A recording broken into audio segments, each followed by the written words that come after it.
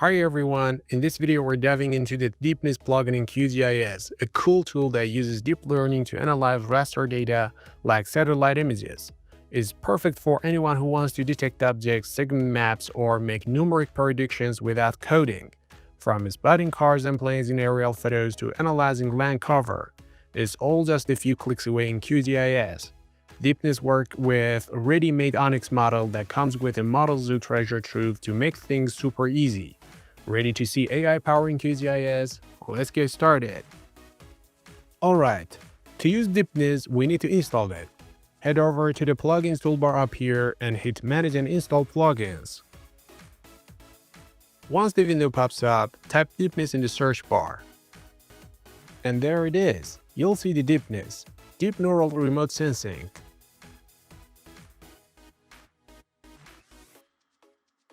Here you can read about the plugin, which describes its use, its features, the available version, and so on.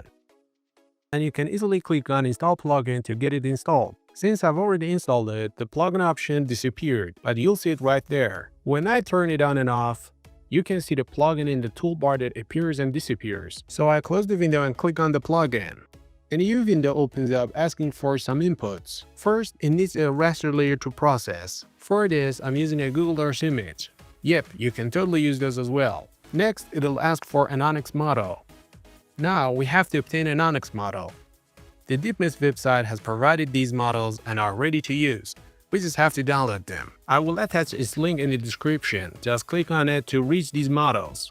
On the Deepness website, the Model Zoo section is a treasure trove of ready-made deep learning models in Onyx format that make it incredibly easy to get started with the plugin. These models are trained on specific data, and for best results, your data should be similar to the training data. If the results aren't good, you can retrain the model with your own data or ask the plugin authors for help. Let's take a quick peek at the Model Zoo. You've got all kinds of models here. Segmentation models for the segmentation of images such as maps or land covers. Recognition models for general recognition of objects or patterns. Object detection models for finding specific objects like cars or buildings. Super resolution models to increase the quality and clarity of the images.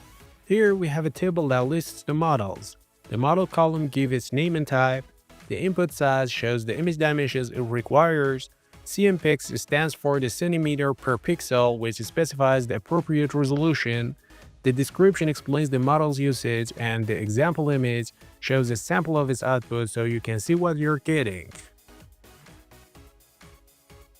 I'm going with the Solar PV Segmentation model today to detect solar panels. So I click the download link to download the file.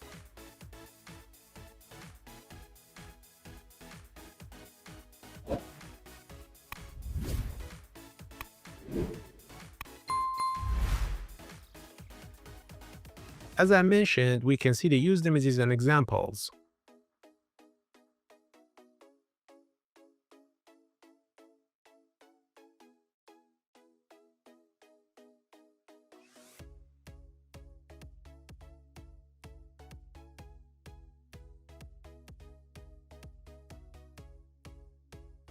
Back to QGIS, let's load up our Google Earth image. I've already made a video on how to use this plugin to load the Google Earth images and many other images like USGS images, NASA, Bing, OSM, and so on. It's very useful and I really recommend it. I will attach the video link in the description if you're going to use this useful plugin. Okay, then I'm zooming into a part of New York City where I could find some solar panels.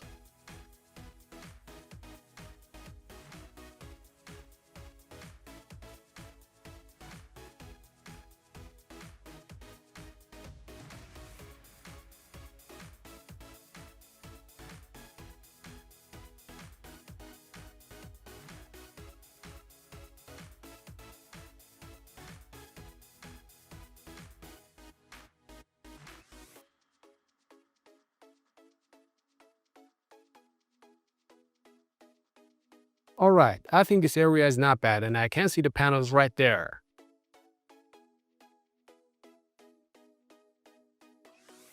Great.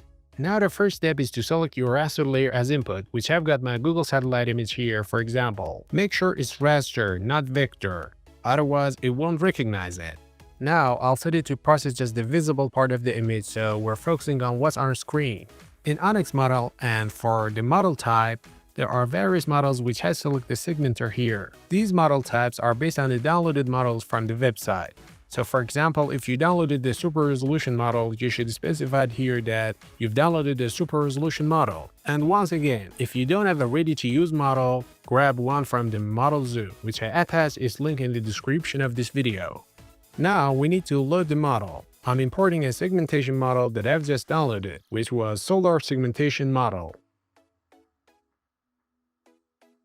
If your image has, for example, 3 RGB bands, here you can make sure the model correctly understands which band is which. So I usually keep the default because it works fine. But to show you in detail, I select the advanced option to specify the bands. As you can see, you should manually determine which band is red and which is green and blue. Now in the processing parameters, the resolution is the key, and as written, these options will be fixed for some models and are not changeable. For resolution, if my model is trained on 10 cm per pixel, I should enter that. So match it to your model resolution. I set the resolution to 4 here. If the resolution is wrong, the analysis result will not be correct. Alright, everything's set. I hit run and now we wait. We need to wait a while for the processing to complete. The lower the resolution or the bigger the area, the longer it takes. So patience is your friend here.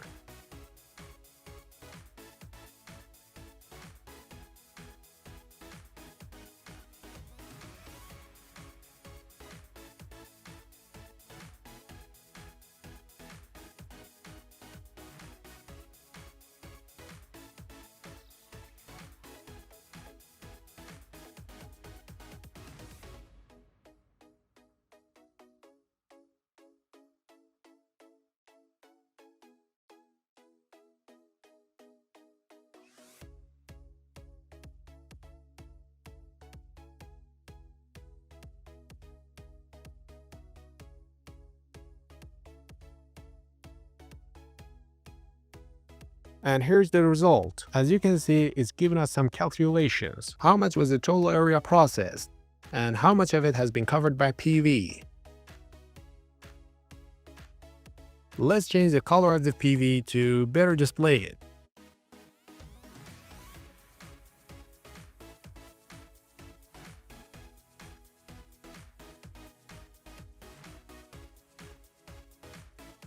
As you can see, it mostly processed correctly, though there are a few small errors in some places.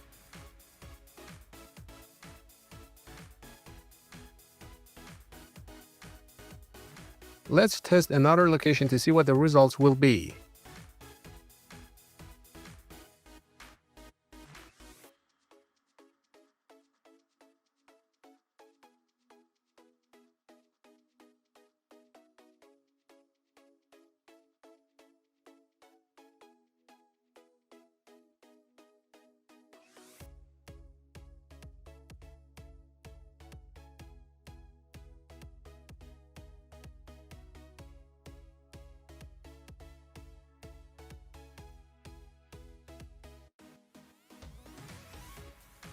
I think this area looks good for processing.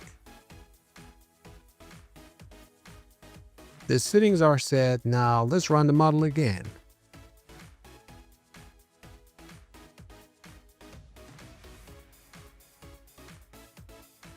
As you can see, the result was displayed.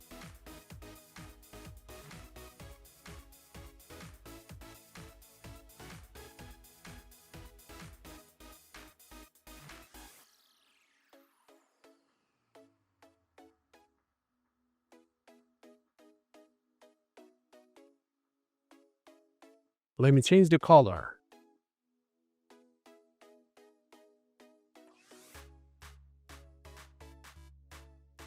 It has processed correctly, but it also has some errors. Once again, I want to run the model, but this time I set the resolution to 3.5 and run it.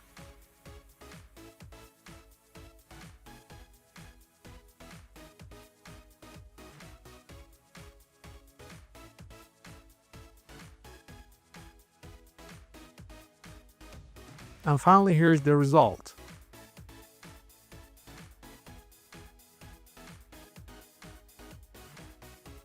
Let me change the color and compare it with the previous output. It's processed correctly for the most part, though there's still a little error as well. Not perfect, but pretty impressive for a few clicks, right? And that's it, folks. The Deepness plugin is an awesome way to bring AI into QGIS. If your results aren't quite what you want, try tweaking the resolution or even retraining a model with your own data. The plugin authors can help with that too. What do you think? Gonna give Deepness a try? Let me know in the comments. And don't forget to like and subscribe for more GIS tutorials. See you next time!